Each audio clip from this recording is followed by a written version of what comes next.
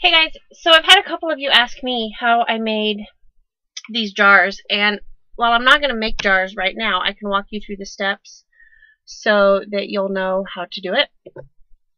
So first, these are the jars that I did, and I found these designs in Design Space, but this one I kind of flipped a little bit. So to show you, is it this post that I posted on? I used just my mason jars that I had at the house. Ooh, things are falling. And then I used, I took pictures of the stuff I used. I used these paints. The Waverly chalk paint, I got them at Walmart. They were like $5.97 each. I used moss, crimson, and maize. They did have a pumpkin one that I looked at, but I didn't grab that one. And then I just used this Mod Podge Super High Shine Clear Acrylic Sealer that I had left over from another project, just to seal it so that it didn't scratch as easy after it had dried. So first off, I just went into Design Space and said insert images and searched all images for a leaf. And this is where I found my leaves. And I just used, if you have this subscription, because I do, you'll need them. I used this one here, and it's on Fall Leaves, 3D Floral Home Decor, and this one also on 3D Floral Home Decor. So those are the leaves I used. And then I just searched for owl. And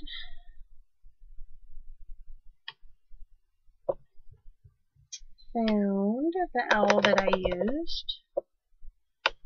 Oh, maybe I searched for fall. Oh, I don't remember. It will be here. It's right here. This is also part of the subscription, and it is on pumpkin carvings. So, going back to the mat. Okay, so when I put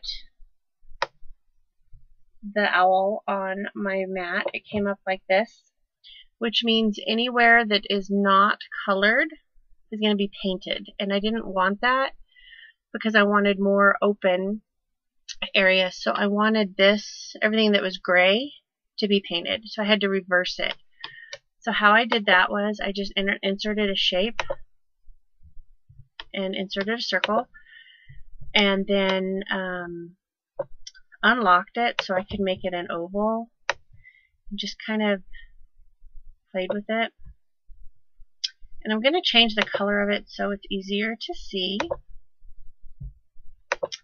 Then you move this, the one we're going to copy, you're going to move it to the front. Oops. Okay, so it's already all the way to the front. And then we're just going to slide it over. And then I just made my oval kind of around it.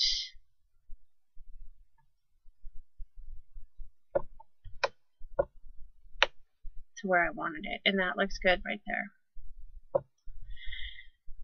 So then I took that image and my circle, and I'm holding my control key down and clicking it here. So I have just those two images, and then you hit slice.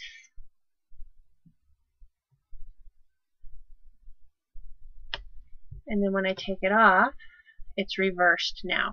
So here, everywhere that is orange is where it's going to be open after you paint it on. Okay, and I can send you all this file because it's just all subscription things, nothing that I imported or did anything with. So I can share this file, and I will put the link below. But that's how I did that. So then when I went to cut it, I just hid the image I didn't want, and now that one. And then I synced my colors all together so it knew to cut them all on one. And my leaves, this first one here, it looks more like a maple leaf. I did that at 4 and 4.35 inches high. I did the second leaf here at 3.86, and I did this at 2.75. Now this one, after it cut out, I just tore right here by hand so the stem wasn't quite so long. So that's all I did. Now what I cut them on was this Cricut transfer tape. It's the kind with the red and white gridded background. It's more of like a wax paper feel to it. I like it better than the clear, almost vinyl kind, just for this project. And I actually used it on this. After I cut it out on the transfer tape, I put transfer tape on this one so that it would cut the whole, it would transfer this whole image as one, because it's going to be in multiple pieces. You don't want it moving around. And then I took the eyes out and the beak out so it looked like it was looking in at the candle. That's up to you if you want to keep it or not.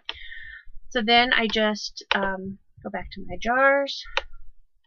I put the stencils on my jars. It said to wipe it down with glass cleaner, but I always forget the little details and I didn't do that.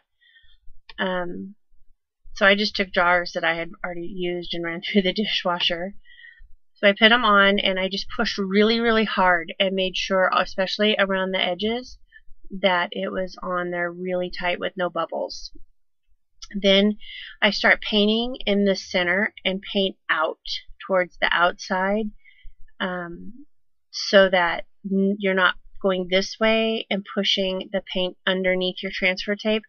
I had one or two little places I had to scrape the paint off after I pulled the transfer tape off, but it really wasn't bad. So make sure you start with your paintbrush on the inside and go out.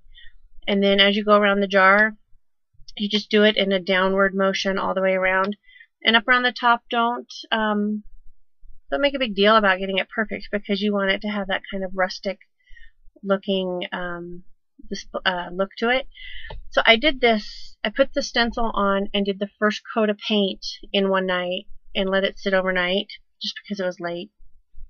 And then this morning I put a second coat on and let it dry.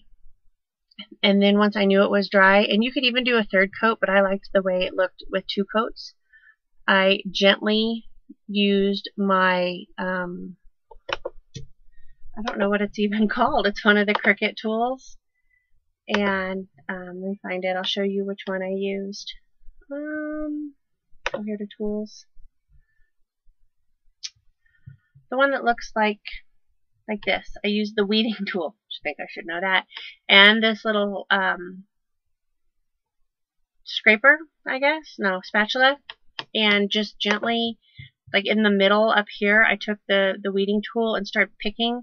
And then till I got enough where I could hold it with my fingernail and just gently went around the edges. And when I got to a turn, I used the spatula to kind of help get underneath there so I didn't scratch up any of the paint next to it.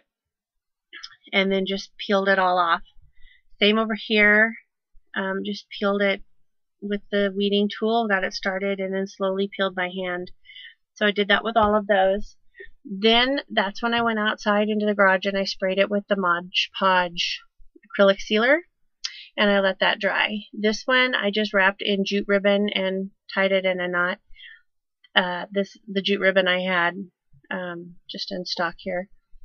This one I used some raffia that I purchased at Hobby Lobby, and this was in the fall section. It came in a pack with 3 different colors, like this really light color and then a little darker and then a dark brown. And it was just the raffia, and then there was a package of these bows with the buttons on them, also in the fall section. Here I just used, and I hot glued that on. I used more jute ribbon, and then this wire rusty star thing. I got this at Hobby Lobby as well in the Christmas section, oddly enough. And It's just wire, and I just wrapped it around a couple times so I got enough stars how I liked them and tucked it in. And like I brought the last of the string around and then wrapped the string around one of the stars to hold it in place. I used some beans that I got from my mom's house and then some white rice in this one because I ran out of beans. And got some flameless candles. Also at the Walmart, there were 6-pack. And I mean, none of this was even, the most expensive thing was the paint was $5.97 a piece. Oh, and then I just used a one of those sponge brush. They're just sponges on a stick to put this on. And I wrapped it in wax paper between coats. It kept it, the paint still kind of wet, so I didn't have to worry about cleaning my brushes every time. And that's all I did, and they turned out really easy and really cute. I really like them. I've got them sitting on a bookshelf with a horseshoe that we got from the neighbor's horse. That's what I do. I just kind of reuse stuff. So that's it. Hope you like it. If you have any questions, let me know, and I will post the link to this shared file right below this video. Thanks for watching.